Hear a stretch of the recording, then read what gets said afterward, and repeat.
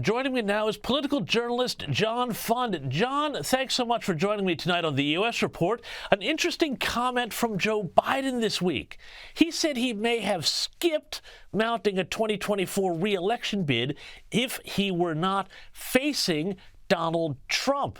Now, that's quite ironic given Trump's performance in the polls at the moment, don't you think?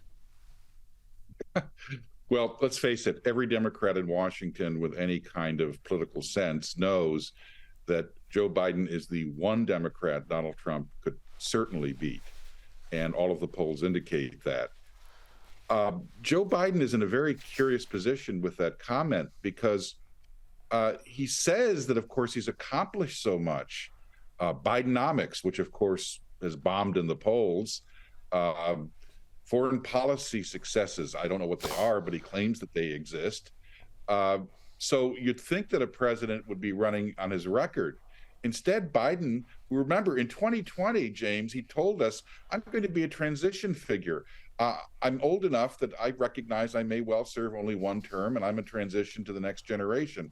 Well, apparently he loves the White House so much, or perhaps Dr. Jill, the First Lady, loves the White House so much, he's decided to run again. But instead of running on his record, he's running because Donald Trump is my opponent, and I have to save democracy from Donald Trump. The real sadness of our election, if it's going to be a race of Trump versus Biden 2.0, is that it sounds like it's a political grudge match. Donald Trump is running for revenge, and Joe Biden is running because he somehow has convinced himself he's the only man who can save America from Donald Trump. Well, and that's the whole thing there. I mean, when now it turns into this grudge match, because that's exactly the phrase I was thinking about when you were walking us through all of this here. In a country where you have low voter turnout or compulsory voting like you do in Australia, how does this inspire anybody except for the true haters on one side or the other to come out and vote on Election Day? We're in for a very negative campaign, wouldn't you say? Oh, that's guaranteed. The consequences of that negative campaign may be twofold. One, an explosion of interest in third-party candidates, whether it be Robert F. Kennedy Jr. or Cornel West, who's running as an independent, or Jill Stein, who's running as the Green Party candidate, and a much lower voter turnout. You know, I ran into a focus group the other day that I sat in on, and there was a woman there who was very wise. She said, you know, I fear that my choice next year is not going to be the lesser of two evils, but the evil of two lessers. That's an interesting way to put it. But, you know, the thing is, too, John, you know, with these focus groups and being around politics, the thing that ultimately determines how elections go very often is simply the economy. And the public does not buy Bidenomics, as you suggested. More than 4 in 10 say they are seriously concerned about rising costs. Have a listen to this little exchange on CNN that happened the other day. So on issue number one of the economy, it's a pretty poor outlook from the American people. Only 29% assess current economic conditions as good. 71% say they are poor. And his approval rating, the president's approval rating on the economy, Dana, is even worse than his overall approval rating. It's only at 33%, 67% disapprove. Now, we talk about history sometimes on this show, John, and I'm very much put in mind of the 1980 Ronald Reagan campaign when he asked, are you better off than you were 4 years ago when Jimmy Carter was president? And at the same time, also, Iran was acting up. The Middle East was a mess.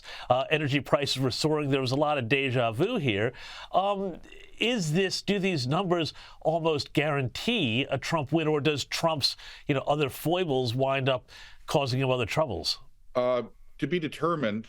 The Republican nomination has Trump as, of course, the clear front runner, but it's not a done deal because I believe the Democrats are looking for a way to swap Joe Biden out of the race, making him an offer he can't refuse, perhaps.